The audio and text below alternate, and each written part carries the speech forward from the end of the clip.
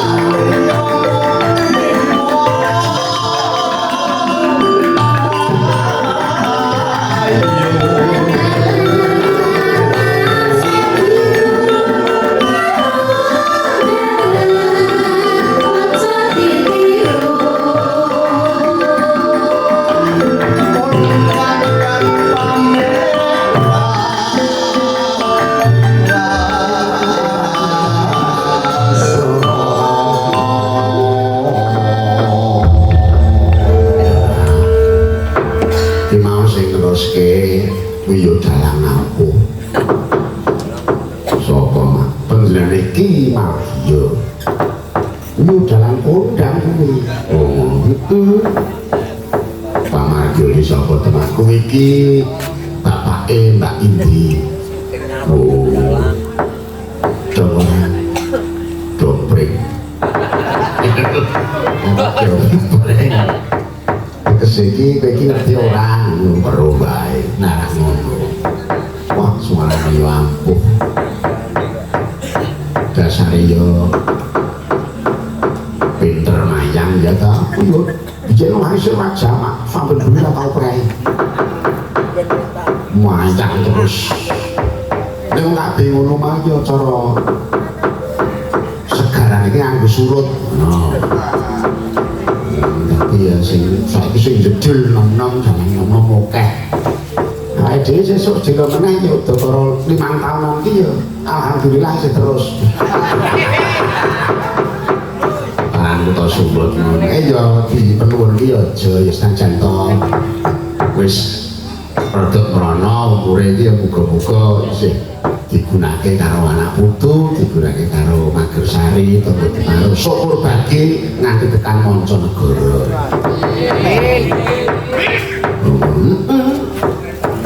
Oh ya aja wingi bengi nang Gesing kono ya wajan. Gayenge ora elok-elok. Acara sedekah ngene iki. Oh, awake dhewe begiki ditimbali karo warga masyarakat nelayan Pantai Baron ingkang beniki padha nganake adat lan tradisi sedekah laut.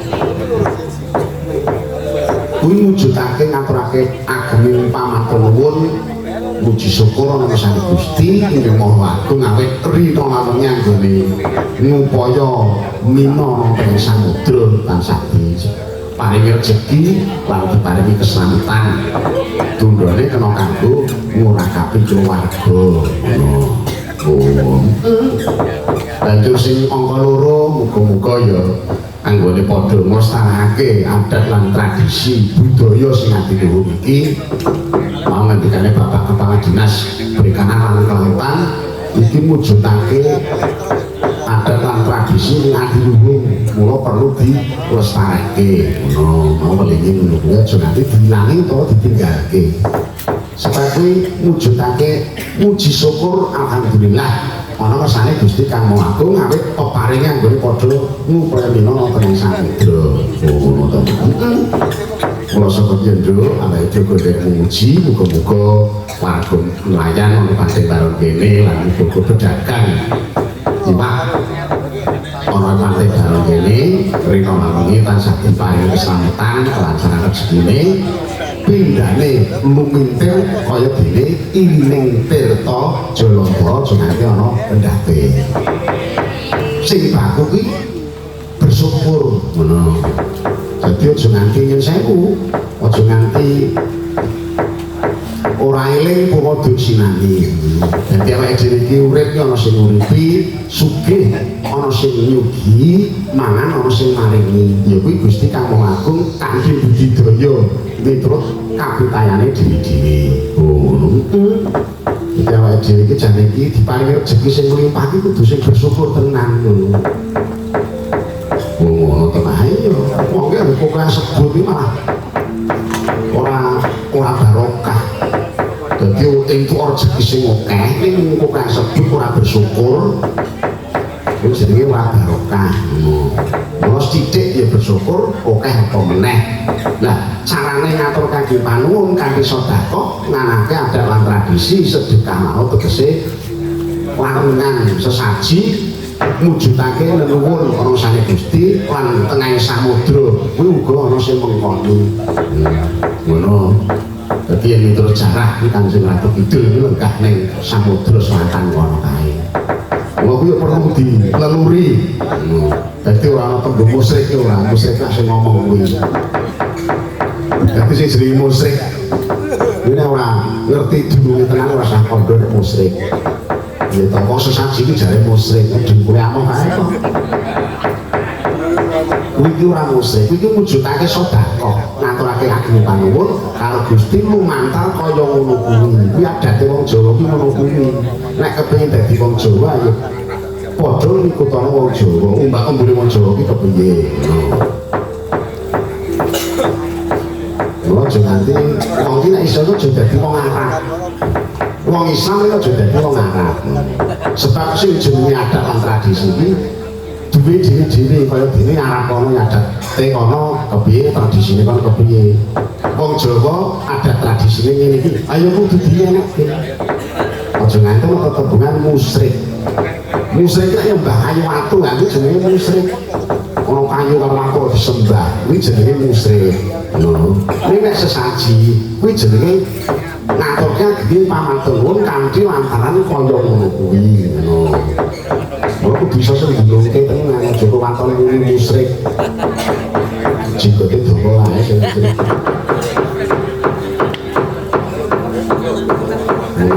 jadi yang sewu sing adalah tradisi orang tembung musyrik kabeh mau umatin pangeran kaya dene bangsa gotik barang sing ora ketok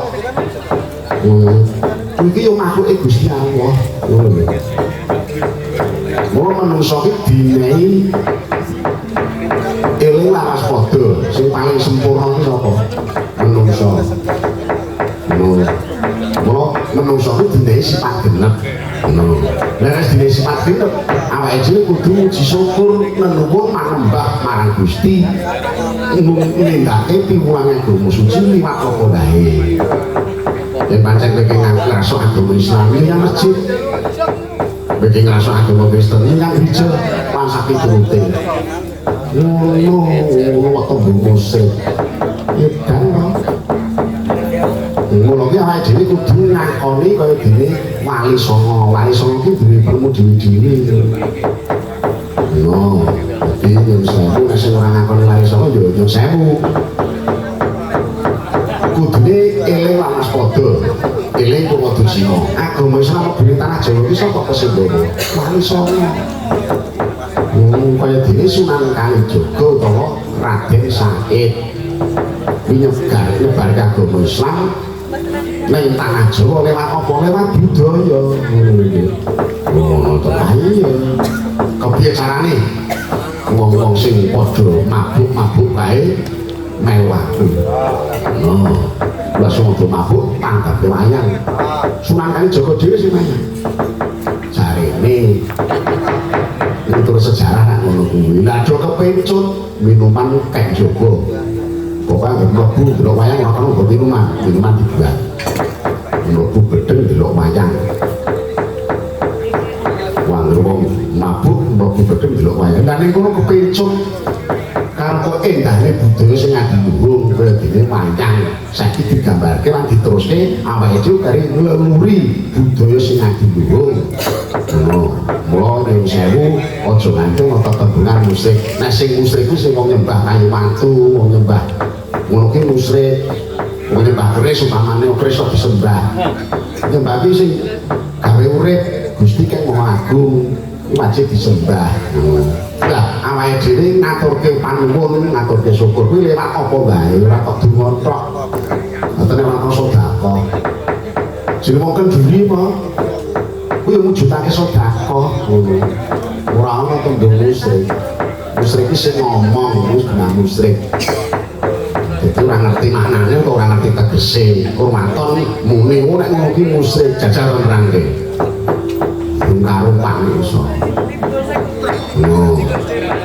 nah awake dhewe beniki mujudake ngaturke panuwun marang Gusti Maha Agung muga-muga wiwit para madya nganti wusana warga Pantai Barong kene munggahe nang warga nelayan muga-muga nggone padha ngupaya mina teng samudra tansah lestari wilujeng aja nganti ana alang siji apa sing baku ra kuwi ngono to nah awake dhewe ditimbali rene supaya calon pangipur iki wis jaman kuno biyen angger nganake adat lan tradisi sedekah laut mesti awake ngarungan begini diteruske wayangan iki wis kaya-kaya ki wajib kaya-kaya lho tur dalangnya aku berlaku dalam itu lho kali milih ini ning kukup ya cekak laut Pak Darwis ya ngaturi Mas Gilang apa kudu aku sing mayang ora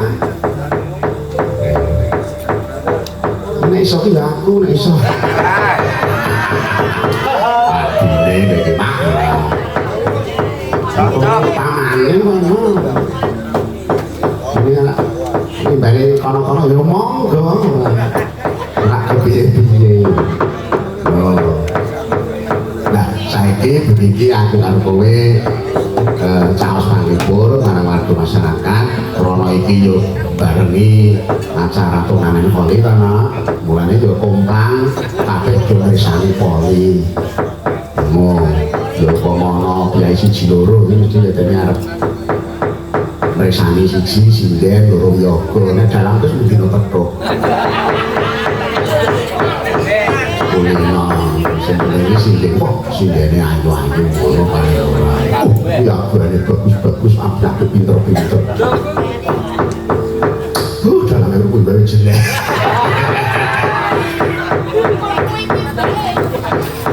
nah apa sindene ana 5 biagane grup Yogi Laras wis iki wis baku ana-ana wae dhewe wis kudu iki nah beniki ayo seneng-seneng awake dhewe mujudake caos panglipur karo warga masyarakat khususnya nelayan Pantai Baron ngono kan iki ana pamundhut kita isko Pak Budi Nakah Kulon Progo derek nyuwun sambel kemangi waduh Pak Budi Kulon Progo oke matur nuwun wah iki dari Kulon Progo nganti direwangi tindak rene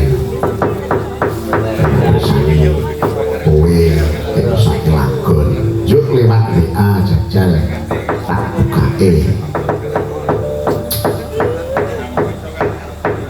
yen canggih kula nyuwun lelagon lewung mangke niki kangge panjenengan oh nggih matur nuwun iki sing mesake iki sing Bareksa Baron panjenengane Bumin oh nggih matur nuwun Bu nek keparingipun mesake lewung sajake bisa dadi rasa lewung iki Pak Budi Nakah Pantai Nakah Kulon Progo iki mesake sambel kemangi kok dipinangkani kok lewung ya dipinangkani pokoknya sapa sing sake monggo kuaturi nyerat kemawon dadi mboten sama kalih pripun-pripun ora usah maringi napa-napa dadi maringi apik ora ya ora apik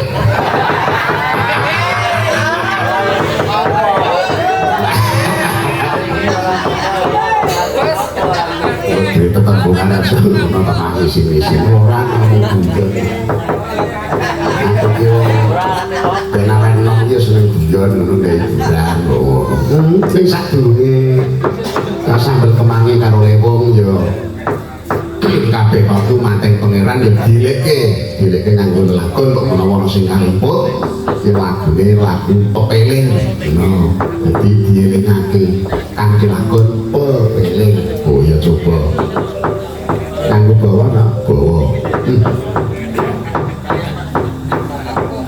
jawa diri disediani sound system ya mau saka tak dhewe bos dhewe sound system wis sampe nak oh lumayan ini ngatur 15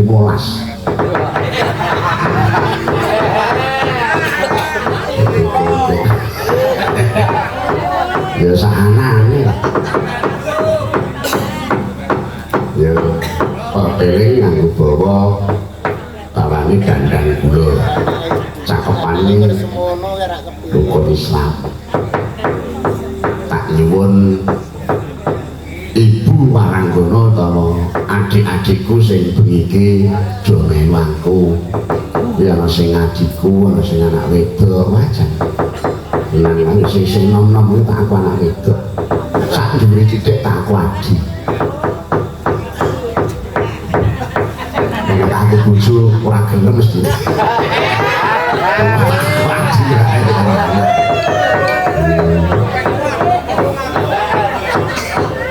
Aku tak nyuwun sing saka Wiladeg Karangmojo. Aji kowe sing ini. Di Afifah.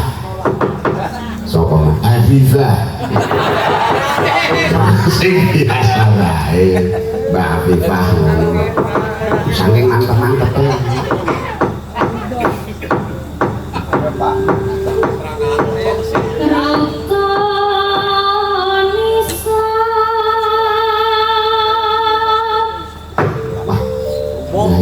Suara cantik cukup kalau kebetulan dasar Yusuf kuliah pinter susah yuk rantau muka-muka sesok nek kagungan karo sing timbang ya ini lagi semuanya bagus Samin. aku tuh ngomong apa-apa tuh ngomong rapat timbang ini jangan gimana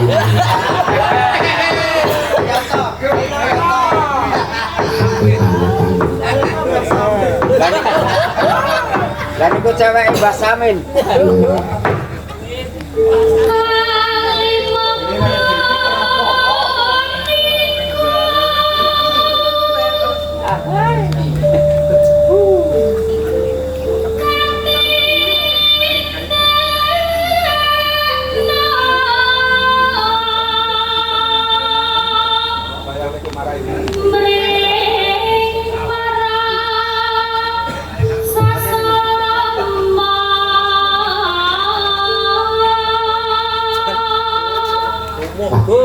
suara empuk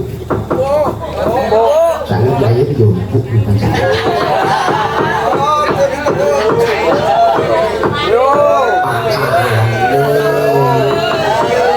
nggak mau ngira perlu masak mangkut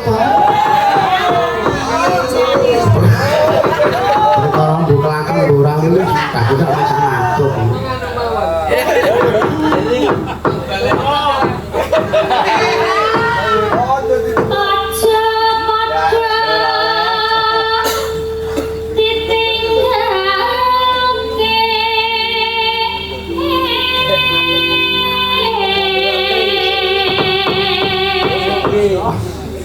aku beri seneng di hati Pak Memah aku seneng macam-macam karena dodong ini yang geralanya salon ini yang tak sih mesti tak sabri ini polisi Pak pun dulu aku mikir-mikir tidak cari apa tenang apa produksi yang kena tak parang-parang yang ngadeg apa tenang orang jangan kita tak delok tanahnya pemain tenang ini alhamdulillah syukur bersegi ya harus tenang ini aku ngapusi mau telu aku iya itu aku syukur tenang dulu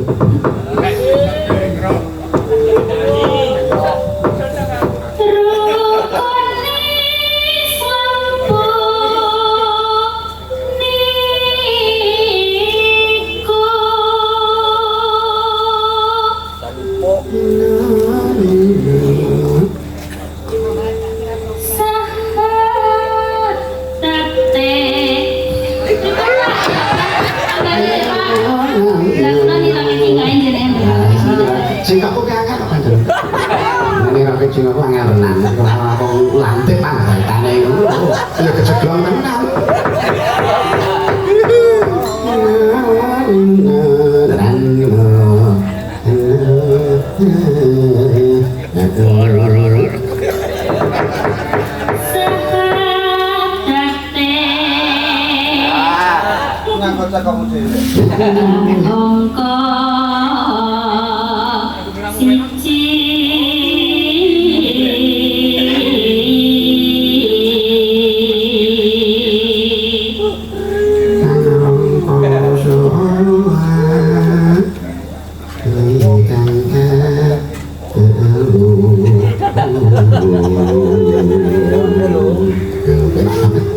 kang angka loro salat dene kang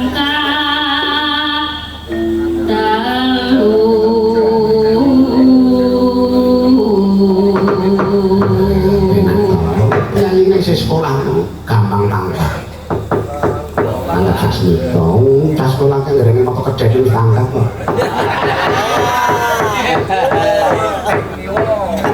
bersih itu apa kejadian kan disik iya iya orang Ramadan nindak noposo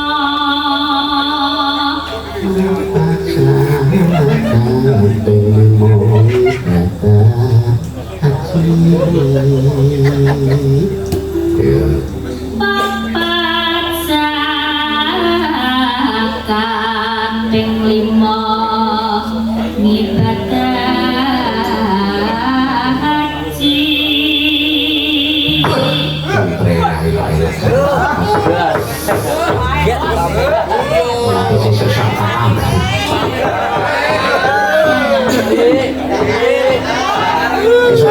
sampai tak jiwi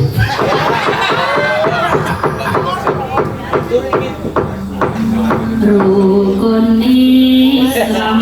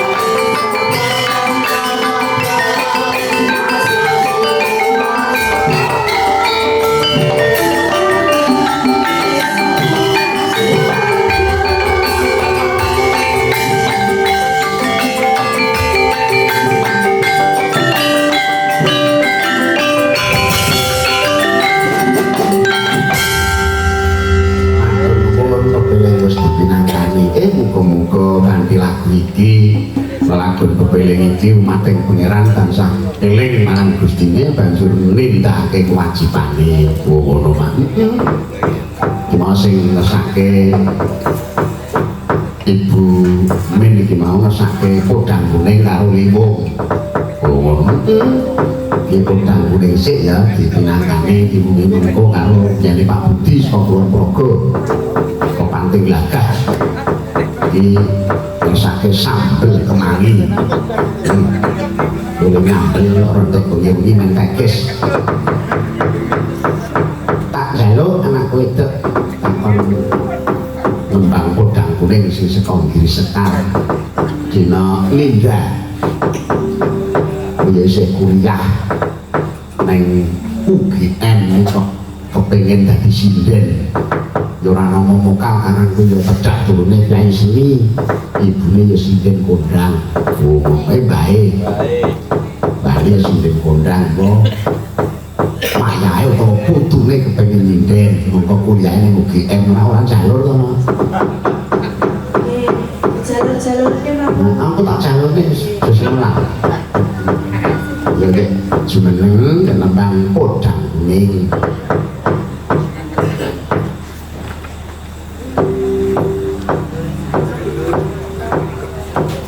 misalnya ini dulu ini serah aku kira gitu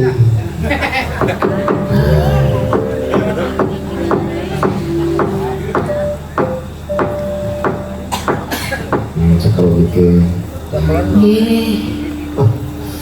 saya cikin-cikin dari kamu cikin apa bukan mikir ini kamu ini sak ngomong ini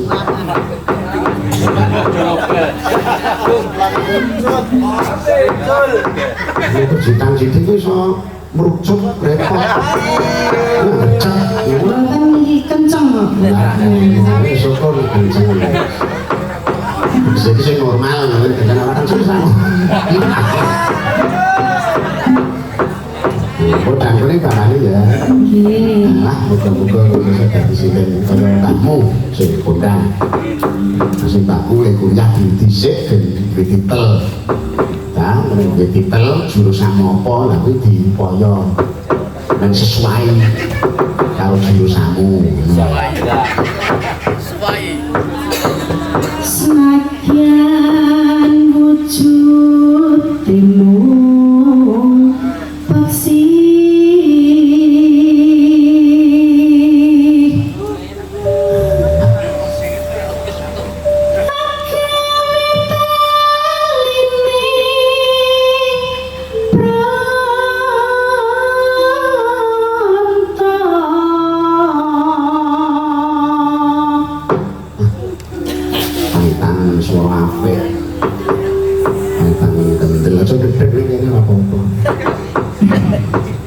jantung rakyat sih rasanya rasa gede Kadang itu semua soni, betul ketinggal kok.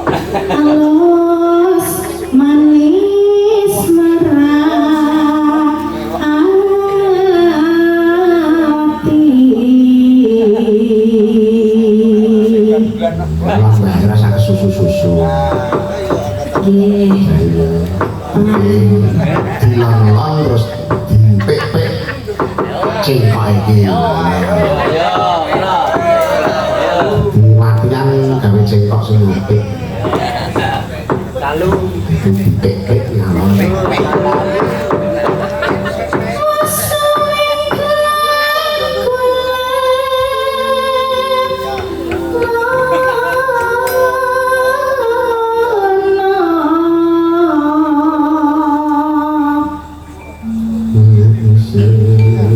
golek isi podang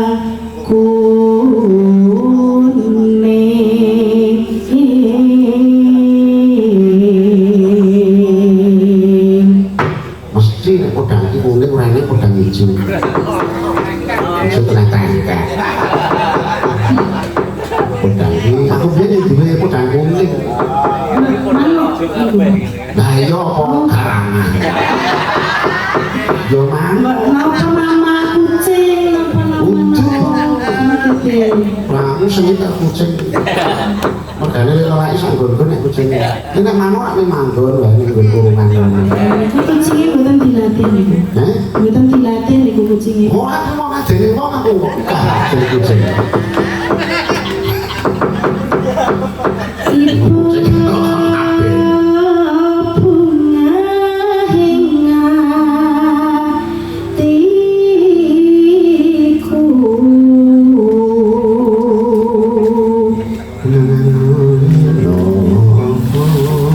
tiku nyanding bisa dadi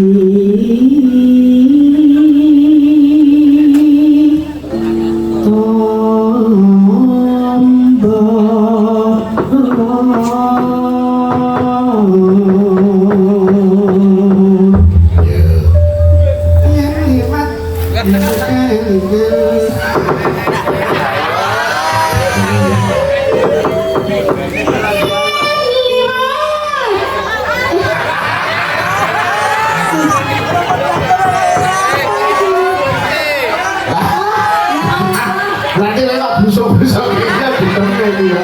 Orang bener maka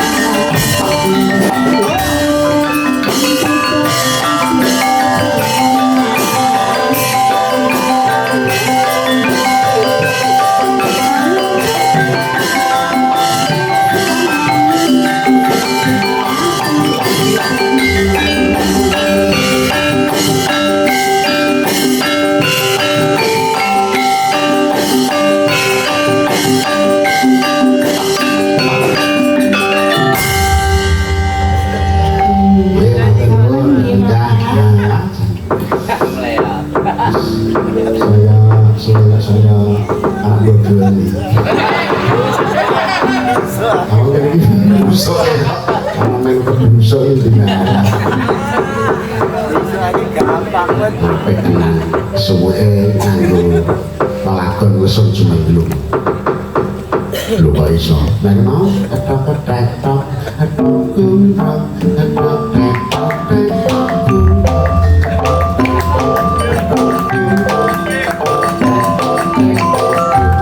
tak? Oh iya iya. Jangan lupa. Cuma aku itu Dinda terus menangkani saya sambil kemangi dipinangkani sing ngersake menjadi Pak Budi penglakah Kulon Progo oke mereka juga sing ayu dini sing rogah-rogah gede dhuwur aji kuwi tok sing wahyu nurut penyanang ya tak pengatek tentang sambil kemangi ini nyanyi gitu ya pinter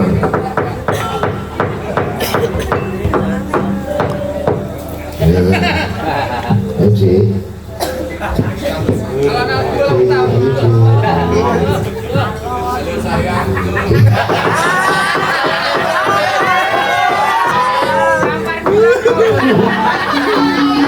Sinten sing ngajeng damel perkara ini saking sering kan diaji kaya ngono kuwi dadi ya tak sayang tenan tapi ora mergo sayang seneng ki ora Nggih nek sing wong person niku ngoten niku nek sing dereng person niku rak mungkin dados salah paham ya. semua ngerti itu dong Oh Mbak Samin niku yang iki apa Mbak Samin?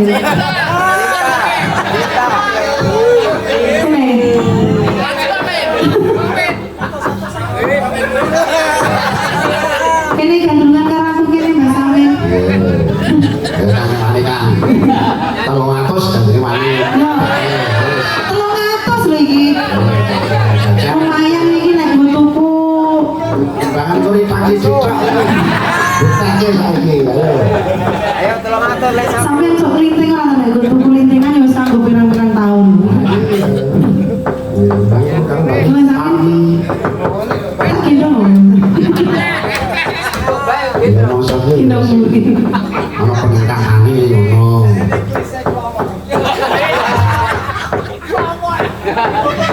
Nah, jadi iki sederekipun Mbak Kawor nggih Mbak Samin menika. nak dinure Lah iki kepanggitan gesing niku jan. Do pirungganan. Ini Mbak Loro tak kandani yo kaget tenan ya sedulur senenge ndi. Dulur Cina romantis. Jadi nek Mbak Samin lek nganu ngendikane tesih napa isih lumayan aku karo Kawor iki. Apa iya to, Bang? Ya, ya ditimbang niku 11 lora kelas. Kalau mau kamu ditanya sambil kemangi gitu sange. Saking jane Bapak Budi saking lakah Kulon Progo. Nggih, waktu dipun pinangkani. Pinangkane iki piyayine nang ndi lengkah aku dhewe adem. Pak Budi saking Kulon Progo. Antara sedang nuwun Pak Budi. Oh, nggih, Pak. Mas Budi to ya. Pak Budi sampun nang sange. Wah, ya sampai pagi ya. Kalau mau sampun Pilihke sinden sing idola sampean. kaya jenengan iki ngendikane kaya ngono to bocah. Kaya tenan-tenan nomono. Dek sama neng pantai di warung sini lah. Wah, sinden kae elok tenan. Rasane mau dikarene ta, wis tak pilihke kowe. Ketok banget nek hoax. Tangan. Bawane ya. Pak Budi kalau mau sampun medal bocah nggih. medal pun. Maksudnya itu kan piye? Maksudnya kalau ditanya niku sampun medal bocah nggih. Cara talange niku sampun telesen bocah nggih nggih pun. Nek masalah iki terus aja ngurus iki. Oh ngono to. Lah ya aku meri bengi nang gesing ngono kowe yo akeh. Ya kereta akeh lah aku blas ngono. Terus aku Dimas to. Nggih kok yo lemaran Mas ora dibagi. aku mungkin nek lemaran ki ora meren ning dik yo kebangetan.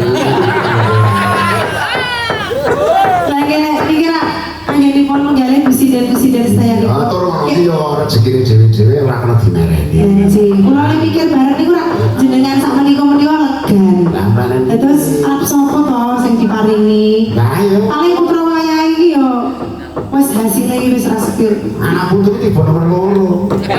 Ingat to Maman? Ah iya ya sing bagus iki bleke wah.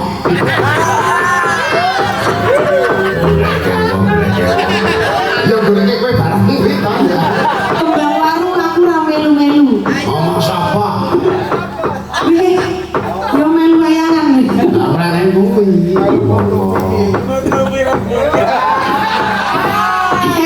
Orang pitenan lho Mas Pur. Sampean iki jen. Aku seneng nek kono boro-boro.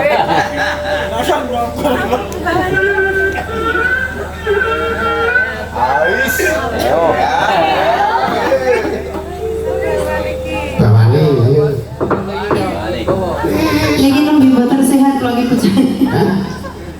Ora sehat kok kudu arep dibuyu. Mereka itu nama angkat loh. Langsung kemawon nggih, Pak Budi. Ini yang terbaik. Oke. Apa-apa sih tanggap ora to? Ya nek sing terbaik iku mboten ngagem bawa, mboten Lah ngagem bawa. luwe HP iki nganggo bawa yang terbaik. Lah bawane niku mancing ning nginep lho Pak, mboten Kodhe bisa. sapa? Bawa urang yang paten dempet kok. Ya. Saya. Sampeyan kan bawa.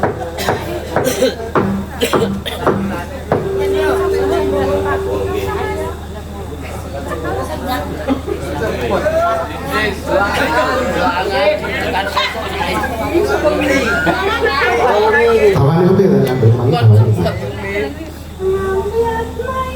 Nah gini kok ngomong. Nah gini kok ngampet kau namnyong.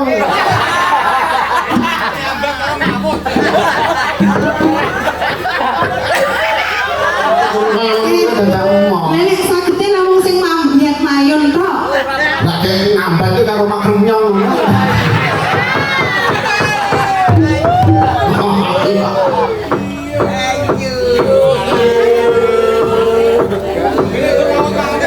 Jadi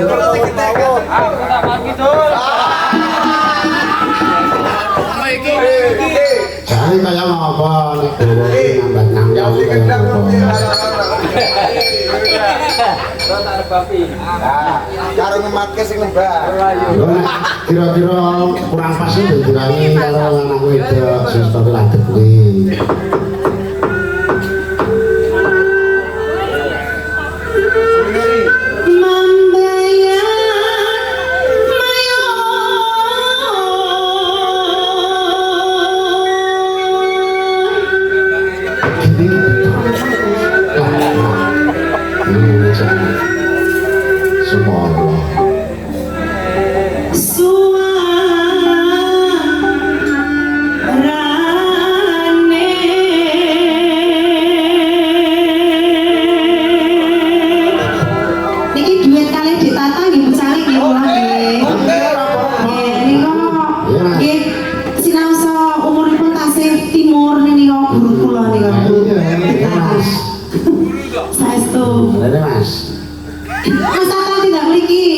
Ya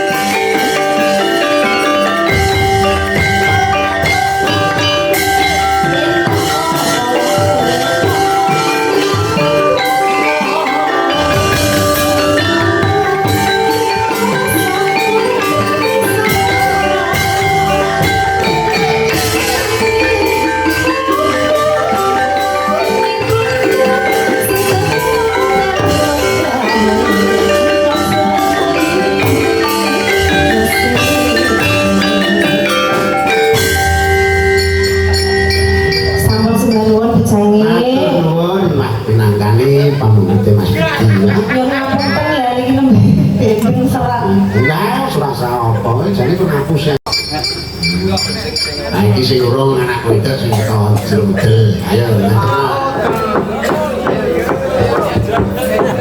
Ayo cer.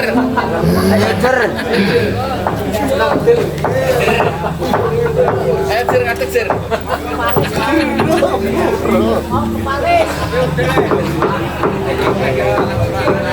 Iya, sudah lo Pak. Nah, lu. Nendang apa Pak? Nendang apa Pak? Sama Pak ngadep orang terus ngecek.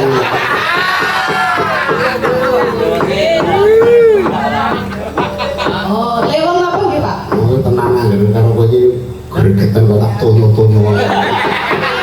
Pripun Pak? Ya anak apa itu beli ki ora sama-sama.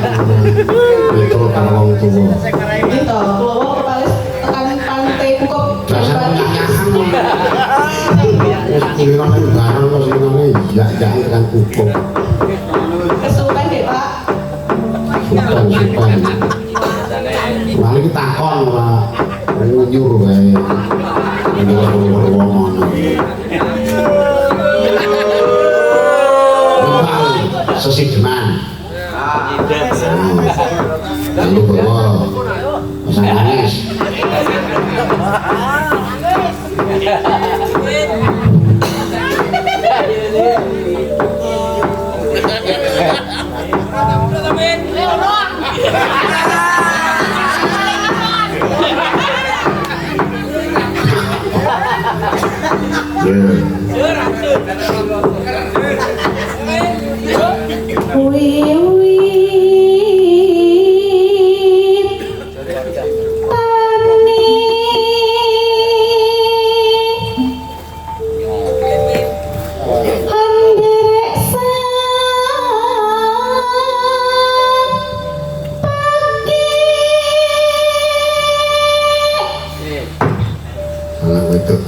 Tanggung jawab penanggar keluarga waduh apa ya dina esok nanti tekan jam 8 sore ki mulang bocah-bocah iki nek bengi nek do wayangan mangkat wayangan sapa aja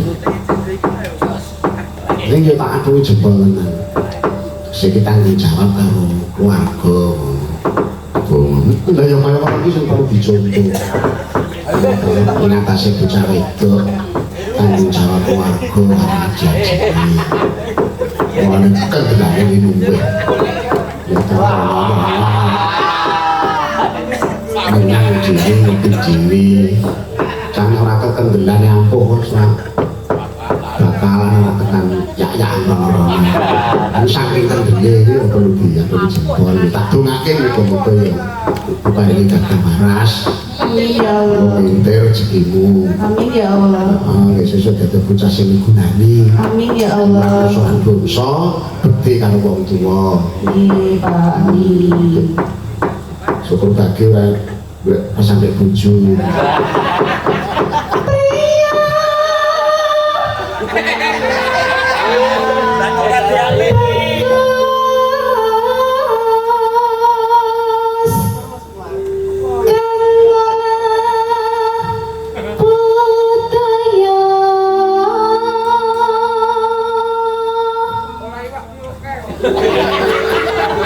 Sudah saya guru ya dari sinden ya saking digulang budaya sing ati luhung ya tak apine jempol ya Ya Pak. Matur nuwun nggih Pak. Ya. Ampun diseneni mawon nggih Pak. Lah, Jenengan ampun muring-muring mawon Pak. Mengke ndak tuwa lho Pak. lah nggih nurut karo wong tuwa ya ora lah ora nurut karo wong tuwa wong tuwa gelem ngeleke iki saking wong tuwa iki sing tresna ngene wong tuwa iki guru meneng bae iki jenenge ora tresna karo anak Wong bar mawon. Monggo kita ngomong ngaku wis ditanya.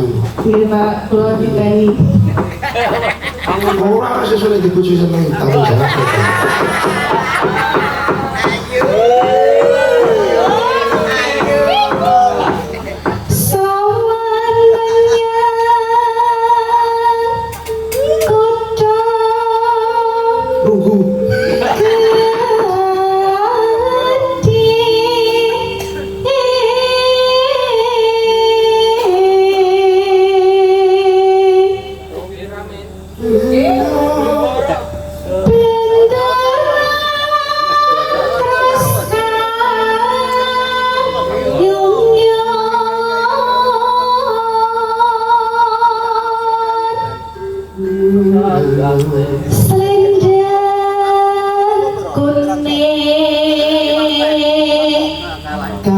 saking bukir.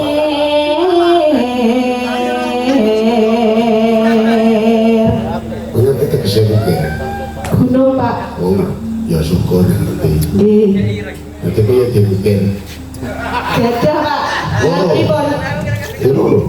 Nggih.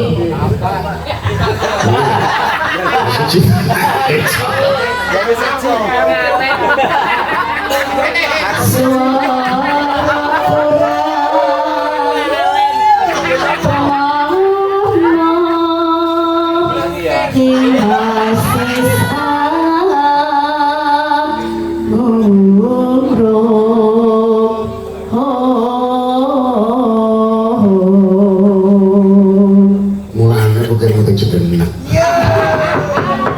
Bikin opo? Buatan kaki pak. Banding Ini Pak, kok ini?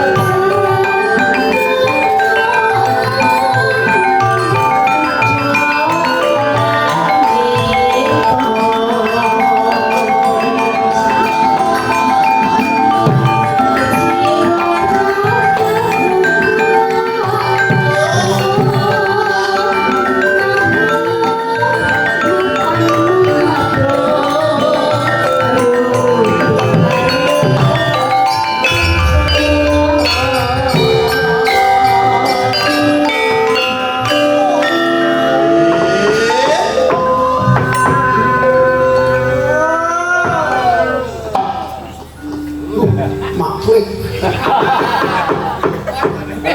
Oh, gendang maklik. Urip ana putra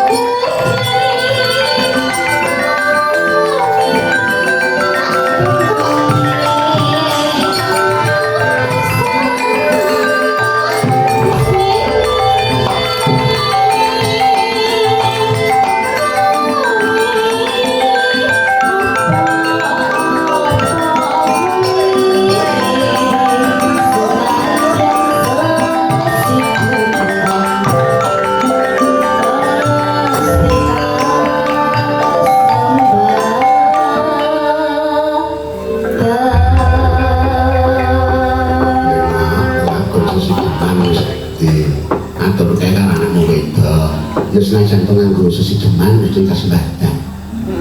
Iya toh. Lha kasembatan mergo sesijeman ki mau kan. Ya. Kita sampun ki Pak. Ya, untuk ana. Lagune iki mau. Luwe becik rabenana. Ya. Tenimbang guru. Umur wis 27. Saiki ku wis judhok. Iki japono. Kudu gelem urip ana jero utel suka mulan ngitan apa-apa mergo golek kang wajiba tak sing mbok wis padha trima yang iku untuk bojo duduk menawa kabeh aku kowe wis dadi pestinira kok lah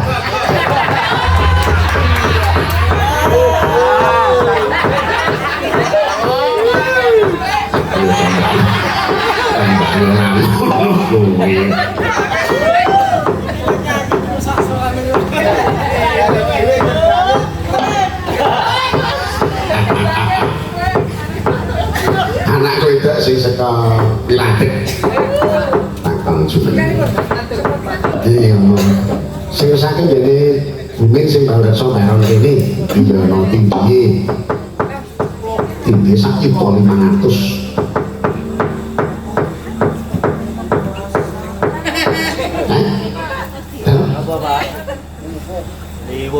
Limong. Oh iya, siapa? Kok malah bingung Mas sampean? Kenapa dengan buatan Apa tenan kurang mulai begini. Ini kan depan bukan Limong. Iya, kebetulan ini kan nyekar. Iya. Kayak buleku persis. Lu tenang, ada tak ada nih. Iya, persis lah. Cantik banget. Iya. Makasih. Iya. Langsung nang itu Pak. Langsung minta pemanasan. Terus mengingi kayak apa? Kami ini kalau set rampung ya turu.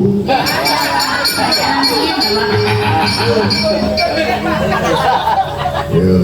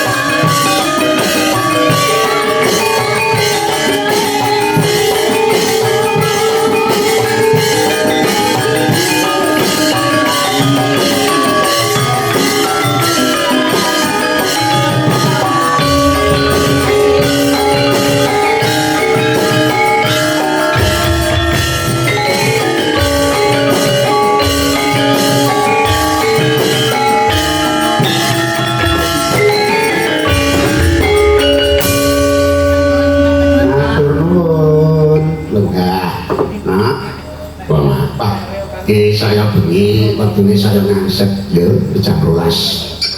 Ya udah tata-tata melu istimewa tugas sampai pangusan kok diteruske Kang Pedro karo Kang Gareng goro-goro. Oh iya. Mbok menawa Gustimu arep munggah sanggar pamujan aku karo kowe wajib nyawisake dipana ratus. Ya iya Bapak. Ya Nak ya.